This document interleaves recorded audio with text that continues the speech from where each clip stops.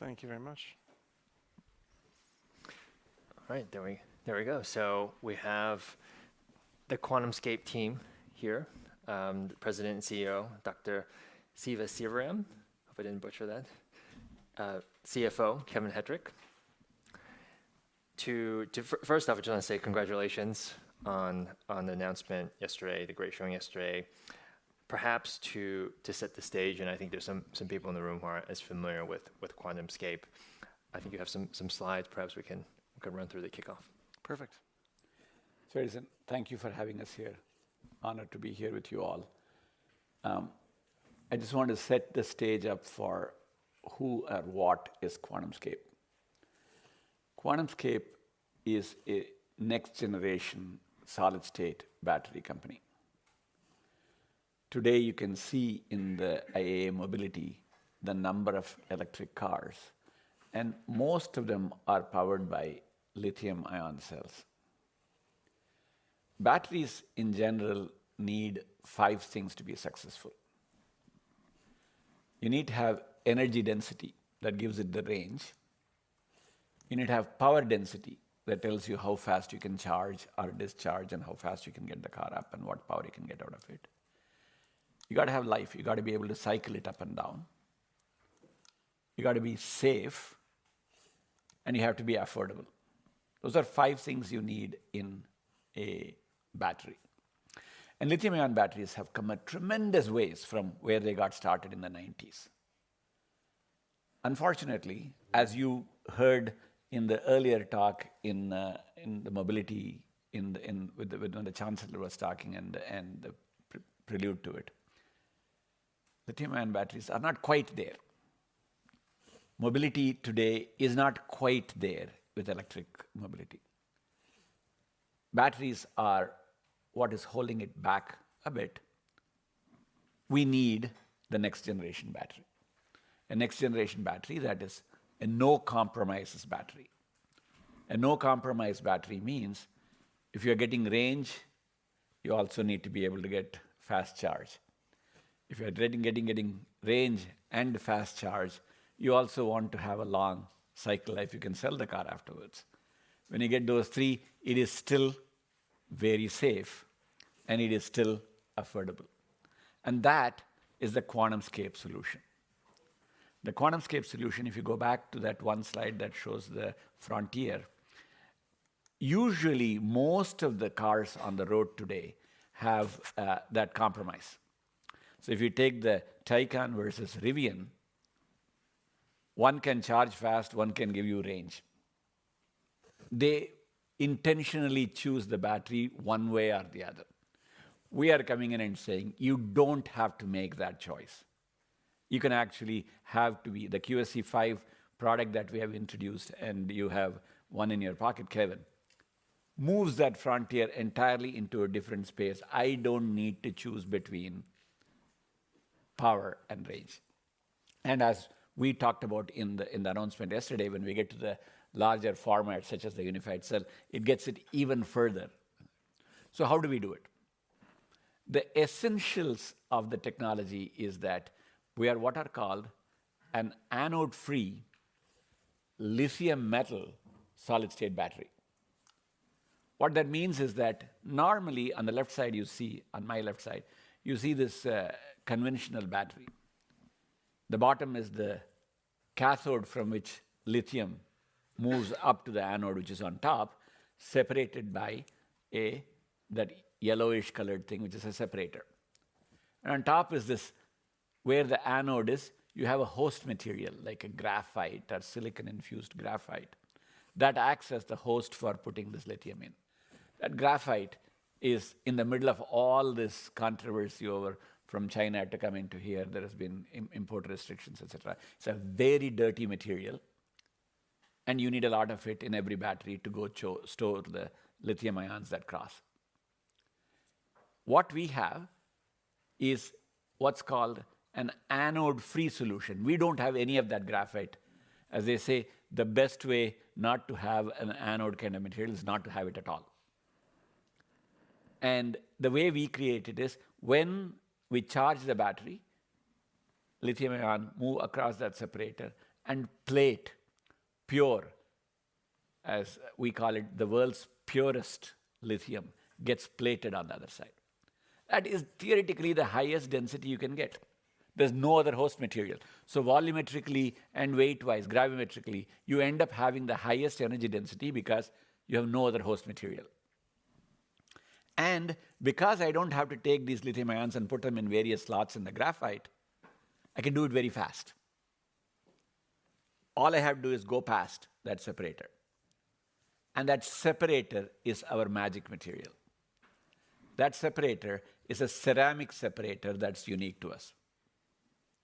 That ceramic separator that's between the self-forming anode and the cathode is a uniquely formed ceramic material that we have created and engineered for high volume production. Last year, we introduced the Cobra process to the world, and we put this into baseline last quarter when we made the announcement. That separator is the heart of the cell. So what we are, as we announced yesterday, we are a lithium metal anode-free ceramic separator solid state battery that solves that 5 pentagon problem where you end up compromising one or the other. You don't have to make any compromises. A ceramic allows it to be very safe. It doesn't catch fire. It's not an organic material. So many such advantages come naturally to this technology. So that's the background of the company. We've been around for about 14 and a half years. Lot of work went into the fundamental science and getting the technology ready. Lots and lots and lots of patents and trade secrets, know-how built around it. We are very unique in that it's not something that can be easily reproducible. That forms the intellectual property moat around the company. Now we are ready to go into scaling up process right now. That's where we are now made the announcement yesterday. I hope that gives a perspective of what the company is. Fantastic. Let's kick off then with the big news yesterday. Obviously, we're very pleased with the stock reaction. You showcased, you demoed a modified Ducati. Can you tell us about that technology that you showcased and why you think it was so important? All the excitement was yesterday, and I want to be boring today. I want to make sure that we put that in the context, in the perspective, so that I am not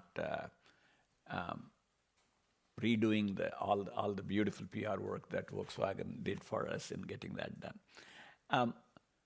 What we showed yesterday was a demonstration of our technology in a commercially viable product, a motorcycle. In this case, we chose a high-performance race motorcycle to go demonstrate it.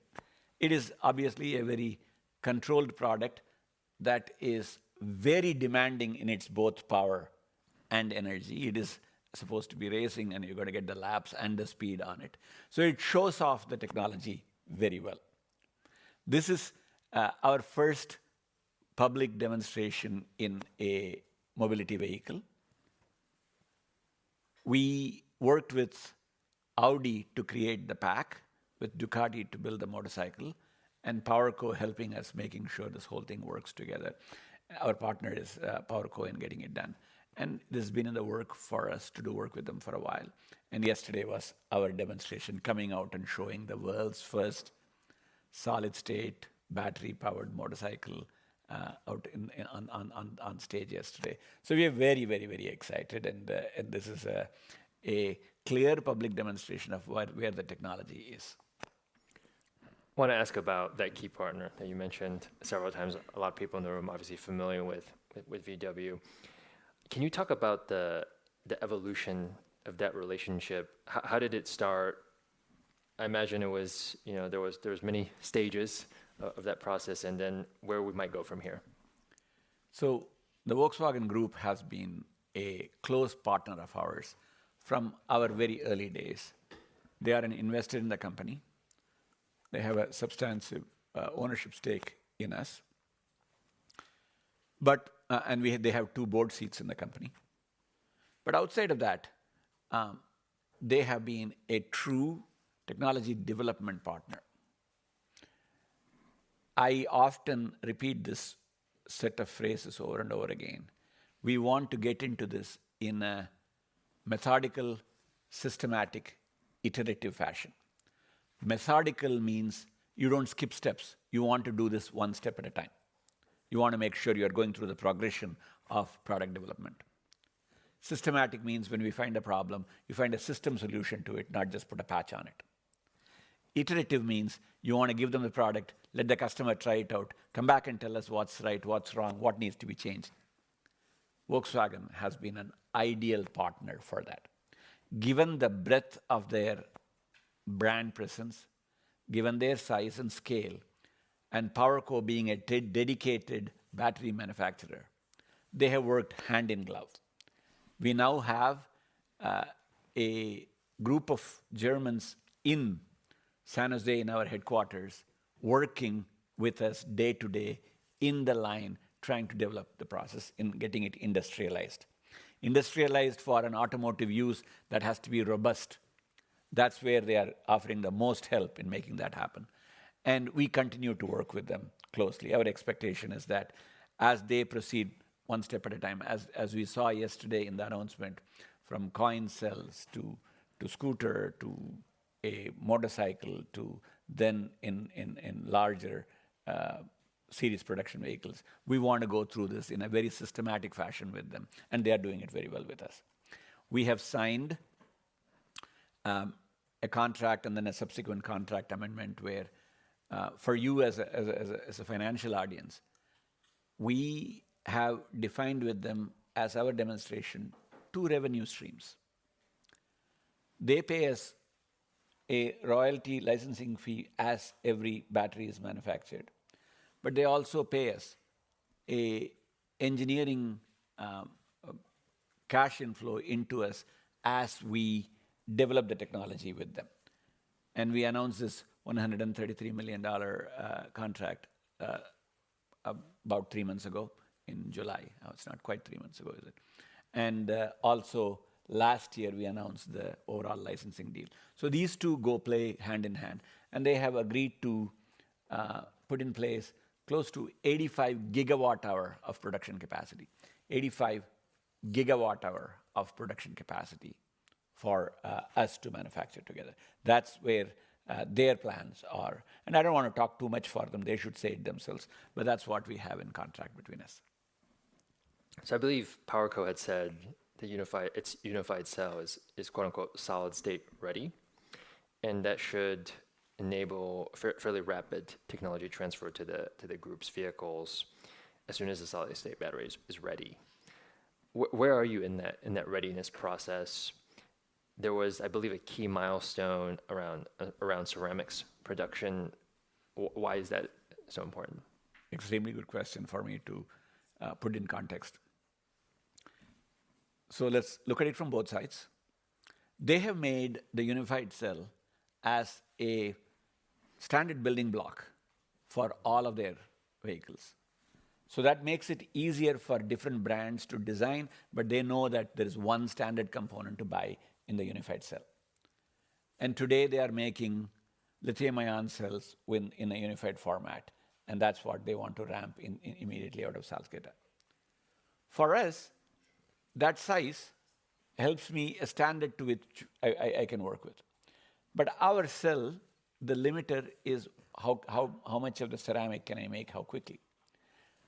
Last year, we announced the Cobra process, which is more than 25 times more productive in heat treatment time than the prior generation, which in itself was 10x more than the prior generation. So we have a truly gigawatt-hour scale commercial production capable ceramic production process that we have developed. This process, I need to scale it into high volume for me to go into a unified cell. This is the reason yesterday in the announcement I actually said we want to be high volume production ready before the end of the decade with this kind of a cell to go into it. Right now, the cell we are making is the QSC5, which is relatively smaller compared to the unified cell's scale. And the unified cell is about that big. And so we now have to scale our ceramic production to be in that form factor for us to get into high volume. And Siva, if I could add Please. to that, you introduced the two different monetization pathways. One is the collaboration phase. The second is the royalty licensing, of which the expanded VW PowerCo deal is a great example. In the collaboration phase, there's an opportunity for the company to get paid to do the exact type of development that Siva was mentioning, things like form factor, size, the precise power to energy type trade-off. These are activities we can do to take our technology and to tailor it to the exact requirements of our OEM partner in advance of the royalty phase. And the size of the opportunity can be quite substantial. Under the VW PowerCo deal just expanded in July, there's an opportunity of up to $131 million of those payments. And additionally, there's an opportunity to earn a $130 million royalty prepay. If you put those both together, that's over $250 million that can be received by the company in advance of the royalty licensing phase. Of course, the royalty licensing phase, where there's up to 85 gigawatt hours, as Siva mentioned, that's the equivalent of about up to 1 million vehicles. So that's a very substantial economic opportunity for the company. And under a success case, of course, partnership with VW PowerCo, the anchor tenant, making them successful is important. But our intent is to replicate this and to get a cadence of these similar types of deals struck. From an investor point of view, there's an opportunity that's quite substantial cash inflows from customers in that collaboration phase. And then as time progresses, you start to layer in those royalty economics. And then meanwhile, we're a innovation company. We would introduce the subsequent platform and similarly repeat the same process. Wanted to ask about the pipeline of customers. Us being here at IAA, it seems there's a mix of trends going on in the world, right? You have China was very focused on electrification. Europe maybe in between. U.S. obviously going back to making big V8 engines. How is that pipeline kind of developed, and is that how do you manage this kind of volatility of adoption in the globe? Yeah. So policy regimes change. However, there is a monotonic, a secular adoption of electric vehicles over time. There may be fluctuations here and there, but we do see the demand for electric mobility. I mean, just like you saw here, the overall hunger for electric vehicles over time is limited only by the availability of a good battery. That's where we play in. We expect that by our nature, our ability to scale means we will start out at premium vehicles and then work ourselves down into mass market as our scale improves and volumes come. We are not a single generation, you make once and we are done kind of company. We will continue to have further improvements in the technology as we go along. And as Kevin just alluded to, we now start to have a cadence of additional customers that we sign on. With each one of them, we have this two-stream model where we have a engineering income and a licensing royalty income that comes in over time. And this is what sustains us over time. In the last 2 years, Kevin has managed it in a fashion that once we went to the capital light model, we saved over $500 million of capital avoidance in terms of prior planned capital spending, cost reduction that went with internal spending reduction that went with not having to build those factories. And now you add on top of it the licensing royalty income that is coming in and the engineering income. We have set up for us to be in a good balance sheet position going forward. One other comment to add, if you set aside the geography-specific trends, if they're a headwind or a tailwind, just the opportunity alone is staggering. I think in North America and Europe combined is something like 380 gigawatt hours in 2025. That's forecast to grow 6x over the next 5 to 10 years. So that's a significant expansion just in automotive alone. So the space feels almost infinite for a company just starting to penetrate the market, and automotive would just be where we as a company start. On the CapEx light point you made, I think everyone would agree it makes a lot of sense just given what's happened over the last couple of years. Would you ever consider going back to the manufacturing side at some point in the future? Is that something you think about ever? Yeah, you want to say never, right? But in the short-term horizon, we have enough things in our hands than try to go build a plant. Using the PowerCo example, PowerCo is building 3 major factories. I would rather go try to fill those. They know how to build a factory than me trying to go negotiate a government incentive, do a labor contract, build a factory, I don't know if you as a capital market really appreciate me sinking money into buildings and land. And I think this is the reason we leave that to the people who are much better at it than we are, but to have a high margin licensing income. Kevin, you want to add something to it? The only other thing I'd add is the lithium-ion market is dominated by your CATLs and BYDs today. Arguably, it's a more effective strategy under an ecosystem type approach where we can stack the volume of multiple cell manufacturers behind it, and there both achieve manufacturing scale and maybe more importantly, developmental dollar scale behind this technology platform. So we think a differentiated product under a licensing type business model is a more effective strategy to compete and to win. I want to expand on that a little bit more, Edison, if you'd give me some time. We went with a capital light business model with our OEM partners. There is a nuance to it. We are also building around ourselves a large ecosystem that goes with us. The ecosystem, for example, expecting a auto OEM to be a ceramic manufacturer, that's too much to ask. A thin ceramic that needs to be precision manufactured in high volume is not the strength of any cell manufacturer today. That's the reason we sign a contract with a precision ceramic manufacturing leader such as Murata. Murata sees what we have developed in this breakthrough technology for this ceramic. They are says, wow, this is something we want to get into. And we have since signed the contract with them for them to be one of our manufacturing partners for the ceramic, where we continue to develop successive generations of the ceramic, and they continue to be our manufacturing partner. And they end up supplying to our cell manufacturing partners. So we are bringing together a group of like-minded companies that are working with us to make this happen. We are not just saying, hey, I'll be a capital light model and somebody manufacture it. It doesn't work that way. We do need to bring along a large system of material suppliers, manufacturing partners, cell makers, equipment makers, and OEM partners, all to be pulling in the right direction together. And we are making great headway in getting that together. One question we often get is about the value proposition. I think everyone sees the price of lithium-ion has been coming down quite aggressively since it peaked a couple years ago, and the energy density seems to be improving with the use of different cathodes.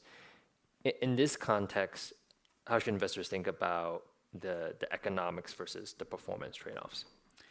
Yeah, we talk about value all the time. To have, I'm going to use any high end so that I don't violate any one of my Volkswagen groups. I'll use a third-party high-end sports car. For them to have an extra 100 miles of range and to have the extra juice of producing another 50 horsepower, of course, there's a lot of value in it. I don't measure that in terms of the conventional, hey, do I get $75 per kilowatt hours or $50? The value we create for those high-end players is very high. The value they create for us is in trying to make those, we learn how to manufacture in high volume. I need to be able to learn to have manufactured in high volume so that I can then compete at the low end of the market. This is how we iteratively work with each other. That's why I said we start out at the high end. And there, the premium comes from the fact that we bring value to our customer. Two other quick points. It's not common you find a significant advantage in a powertrain across similarly positioned brands. So that's precisely what we're trying to enable with our customers. The QSE5 technology is a unique combination of energy density, power, and safety that cannot be met by lithium ion full stop. And that's a very compelling advantage that we're very excited to work with our partners towards. Meaning, to Kevin's point, this morning I was actually talking with a auto executive, and he was talking at length about differentiation. How do we differentiate when I walk in and every car can do the same thing? Every software, every company is offering similar software features, similar. What is it that we can differentiate with? And they come to us and says, this is a fundamental building block which can differentiate us.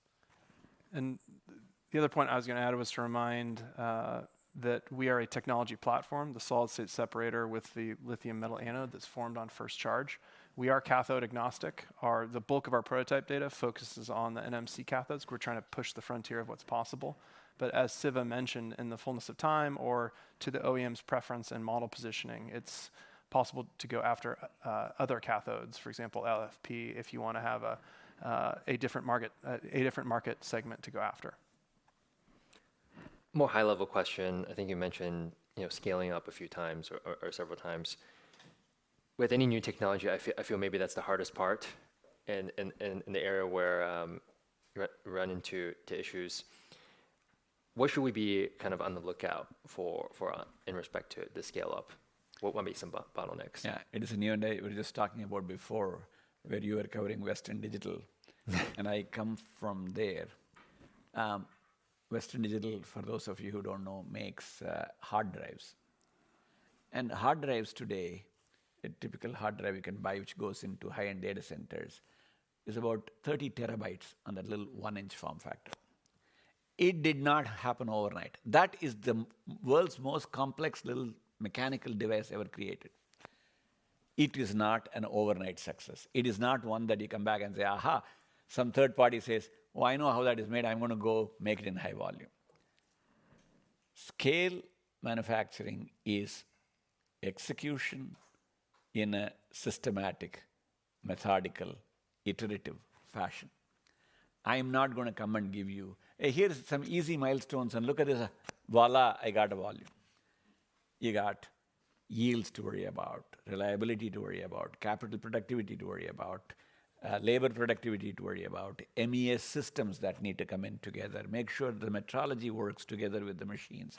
There is 1,000 little things we are going to be working. And by the way, our technology transfer is not, oh, I got this bunch of patents and I'm going to throw them over the wall.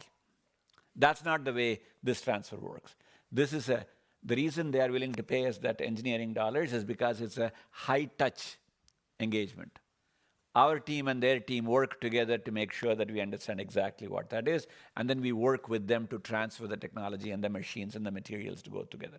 So this is the reason, Edison, I'm not giving you a simple answer to come back and say, watch for this, and after that it's high volume.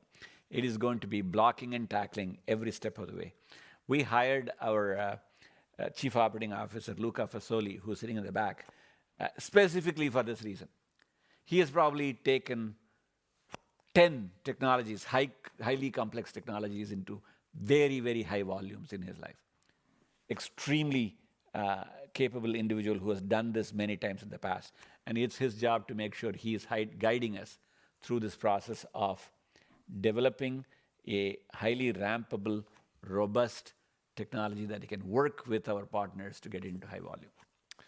I might also draw attention to one of our 4 publicly stated goals for the rest of the year is to bring up a pilot line in San Jose for the QSE5 technology.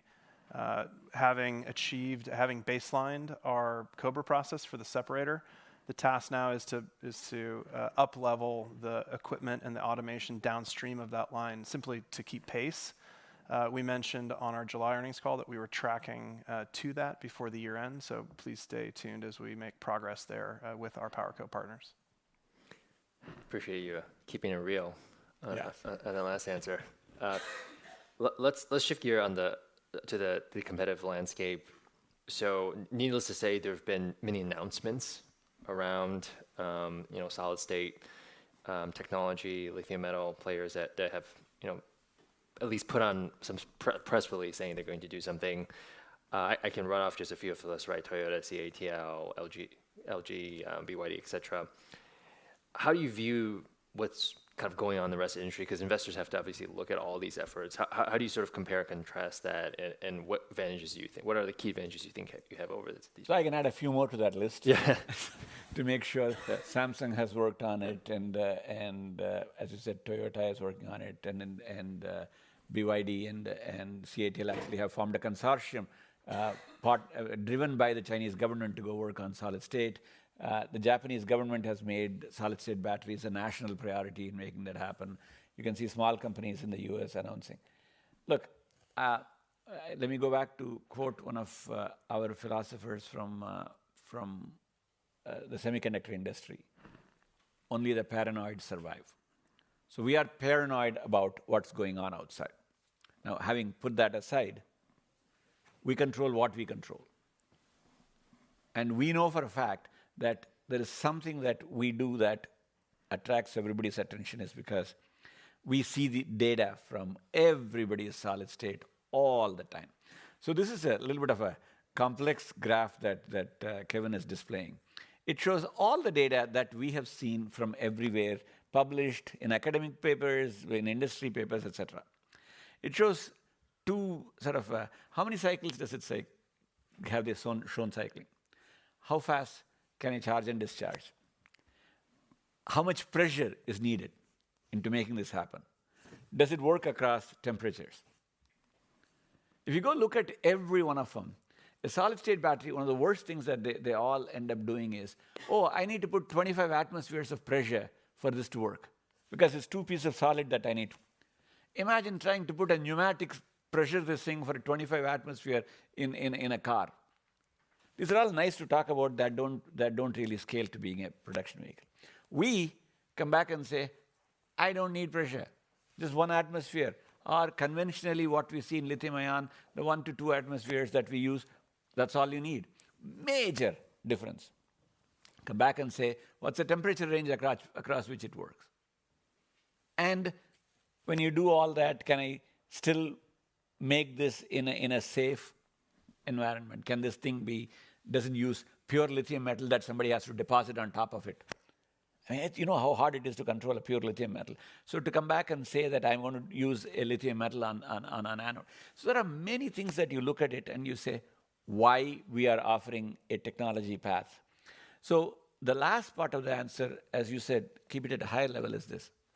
What you'd see from us is every year we will publicly lay out what our goals are for the year.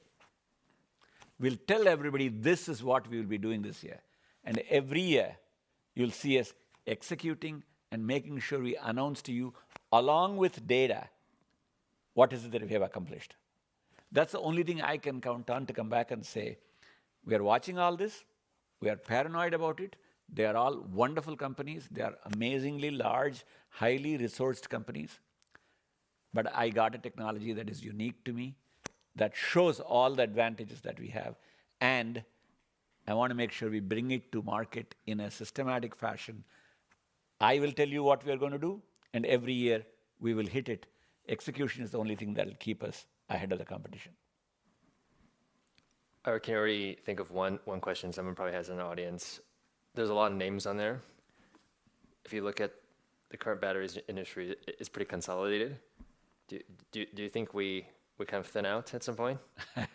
You can see some of them already are gone.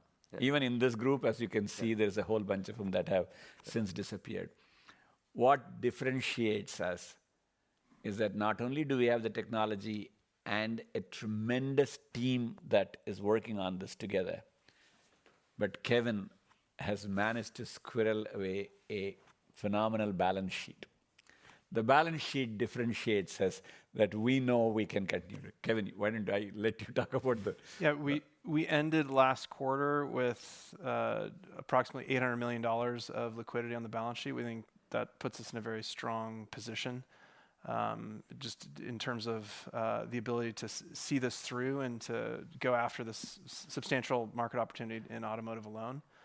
I would continue to highlight, though, that the opportunity to replicate that VW deal across other OEMs, we think going forward, it's not the capital markets, it's via those customer collaborations and licensing deals that'll be our company's capital markets focus going forward. And I want to reinforce that point. We have $800 million of cash in the bank. We have gone to the capital markets to get all that money in here, but going forward, we are customer focused. We are getting our money, cash inflow from the customers and not looking at capital markets. There is always a never say never once more, but in our plans, we are focused on getting anything that we need from the customers. Outside of auto, I saw a couple humanoids on display. I saw a flying car, or potentially a flying car. Are there applications beyond EVs? The battery demand everywhere. Anywhere you turn, there's a new opportunity. Clearly, humanoid robots are an amazing opportunity in the future. But as you know, in any company, you don't take two highly volatile things and make a business out of it. Humanoid robots have to develop on their own pace for a long while more before I'd come back and put it on my roadmap to say, that's what I'm going to. But on the other hand, there are other well-developed markets that are around us that we are clearly paying attention to. Automotive is our primary focus. That's the largest market out there. We have wonderful customers working with us, so we are well focused on it. The big emerging markets such as defense, big emerging markets such as data center are all of interest to us, but our strength in automotive is what is going to help us there. If I can prove something on the automotive marketplace, I can always go back and do that in aviation, in defense, or inside a data center. Those are things that we are looking at, but our focus continues to be on the automotive marketplace. I'll open it up for Q&A in the audience. So I think there's someone in the front.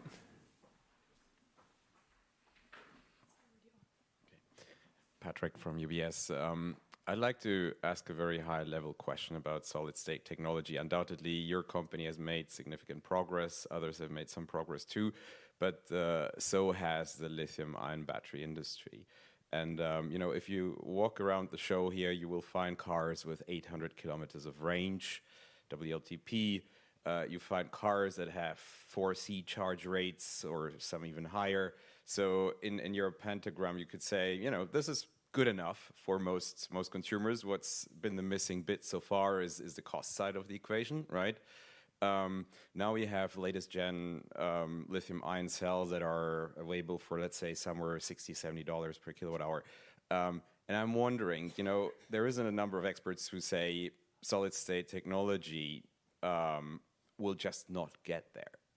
It's always going to be more expensive to manufacture, even if you scale it up. Does that basically make solid-state a niche technology for, particularly high energy density, high performance segment vehicles?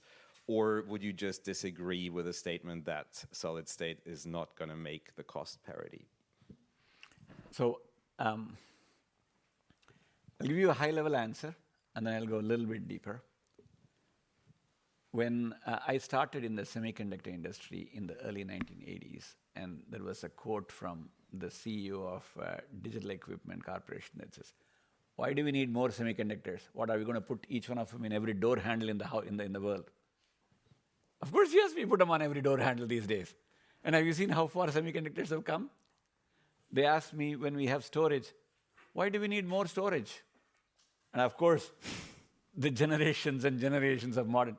Now what has happened now, more specifically to the batteries, is this. Lithium-ion batteries is a 30-year-old technology. tremendous, amazing progress. Sony and the Japanese made the progress in technology in the late 90s and early aughts. Between 2010 and 2020, the Chinese have just made it perfect and taken it far. But you can visibly see it has leveled off. Now all you get is margin contraction. Cost reduction because there is overcapacity and the cost is going down. What we are talking about is the next S-curve that is starting in solid state.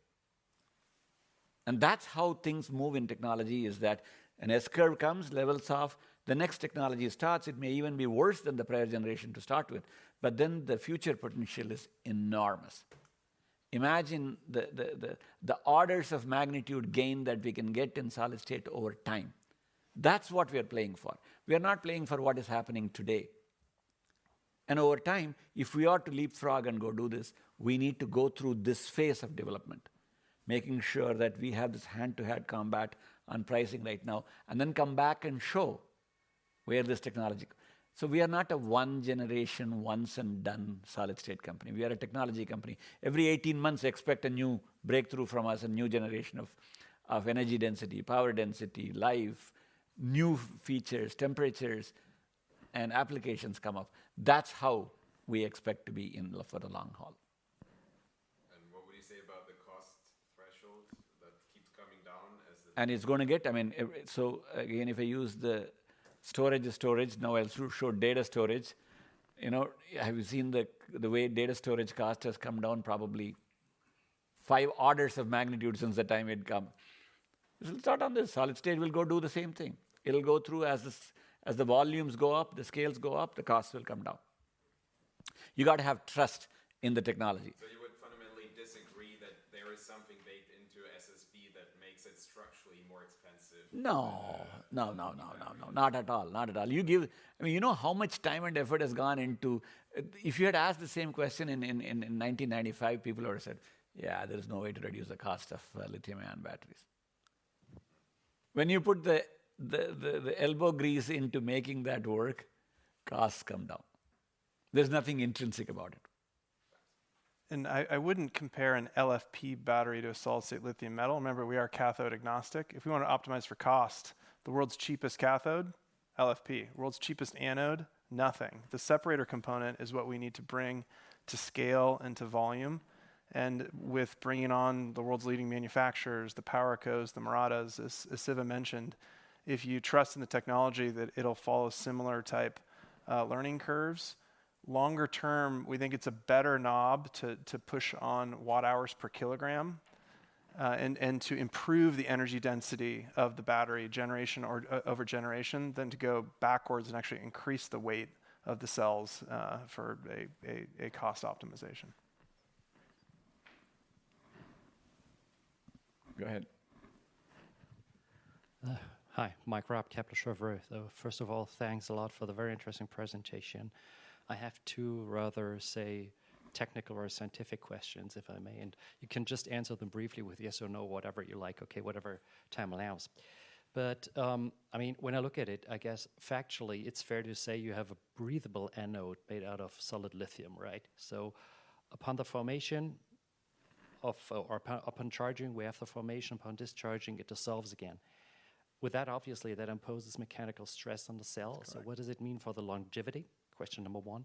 Question number 2, as is not just typical to solid state, but to any lithium-based battery or cell, how do you control the growth of dendrites that obviously impair the effectivity or workability of the cell? Thank you.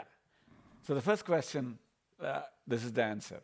We have shown 1,000 cycles of mechanical movement back and forth, where it does, as you say, increase the dimension in one side and comes back. And it is doable, and we have shown it, and it can be done. And on the second question on the dendrites, this is an interesting question. Currently, the set of separators that often you see are polymers. Sometimes you see gels, you have sulfides. Typically, a critical current density before you form dendrites in these are of the order of 10, 15, 20. When you get to 25 milliamp per square centimeter, it is wow. We start out at 500 milliamps per square centimeter on those ceramic separators. The ceramic separator is what makes that dendrite growth. We are dendrite growth tolerant and make sure that it doesn't work. And so ceramic makes a phenomenal separator, preventing dendrite growth. And we can talk about this offline. Clearly, we have to make sure it's a thin ceramic separator and it has to be protected, but can be done relatively in well-known methodologies. Yeah, in the cell that I'm holding, there's a hard frame, which we call the flex frame, and the difference between charge and discharge might be about a millimeter, maybe, or 2. So at full charge, it would be flush to the face. When discharged, you have a small gap. And as Siva mentioned, that was at play in this 1,000 cycle data that we've shown. No. Actually, can we take this offline? We can talk about this at length. Yeah, sure. Okay. Thank you. Yeah. Great questions. And for time? Yeah, last question. Okay, last question. Yeah, I have a few questions, but first of all, thank you for creating and explaining this fascinating technology with us. Just questions on your business model, because Dr. Siva mentioned a lot about execution is the key, but you also kind of rely on your customers like VW to execute on the manufacturing, right? So have you thought about any, if they are slow in ramping their production, then kind of slow down your financial performance as well, right? Have you thought about ways to mitigate this kind of risks? That's the first question. And then second is, in terms of your business model, right? You have the NRE revenue stream, and then you have the royalty revenue stream. In the case of VW, what's the timeline of materializing these, right? Earning the NRE revenue, but also based on their production ramp, how quickly can they reach 85 gigawatt hour capacity, and you can earn that royalty revenue? So what's the timeline in terms of revenue recognition? And Kevin, you want to take? Sorry, one last Yeah. question is, under the Trump administration, they're doing away with some of the incentives under the Inflation Reduction Act. Do you see that as a headwind for you, to any of your potential customers in the U.S. changing their strategy in terms of where they source their battery packs? Okay. So the first question was, we are working with partners. Our job is innovation, its speed, and its partner enablement. So we have very aligned incentives. We would earn royalty revenue at the rate at which our partners' factories scale up. That's why Siva mentioned it's a high-touch licensing model. After transferring the technology from our San Jose pilot line, we'll continue to work with those partners to enable them to ramp that technology as quickly as possible. The second question was on the timing of realization of these 2 different pathways. We, of course, had the expanded relationship, the expanded collaboration licensing document we signed in July. Just on the last earnings call, we mentioned we're going to invoice for the first time in Q3 $10 million that we've already earned under that collaboration agreement. And then if you stay tuned to the Q3 earnings call in October, we'll provide an update in terms of what to expect next. But the answer is that's occurring now. And then the final question was, how does recent legislation coming out of the United States impact the opportunity set? I would just reference back to the earlier comment that if you ignore the kind of the changes in legislation that might make one geography more or less attractive and take a bigger step back, the industry is going from outside of just in North America and Europe alone, from 400 gigawatt hours to 2,400 gigawatt hours. So a massive expansion, and we're focused on that tremendous long-term automotive opportunity and to empowering our customers to go after it with differentiated EV offerings. And on that last point, just to finish up where we are a technology company, we are not moving materials across borders. So we continue to make sure that in every geography we work with the customers so that they can produce in the most cost-effective fashion for tariff regimes to work around. With that, thank you very much. Thank for you, joining Edison. us. Thank you very much. Thank you all. Thank you all.